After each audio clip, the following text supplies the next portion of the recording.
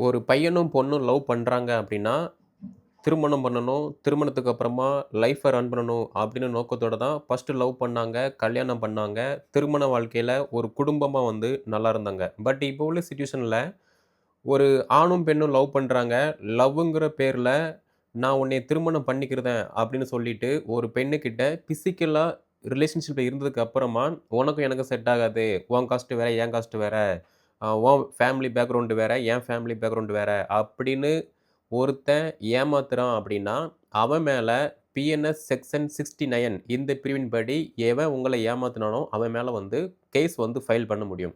அப்படி ஃபைல் பண்ணும்போது, இவன் தான் அப்படின்னு நீங்க சரியான எவிடன்ஸ கோர்ட்ல வந்து குடுத்தீங்க அப்படின்னா, அந்த நபருக்கு பார்த்தீங்கன்னா, 10 வருஷம் சிறை தண்டனை பிளஸ் அபராதமும் வந்து சேர்த்து விதிக்கப்படும். பெண்கள் இத பத்தி தெரிஞ்சுக்கோங்க. இதுல வேற டவுட்னா கீழ கமெண்ட்ல லீவ் பண்ணுங்க.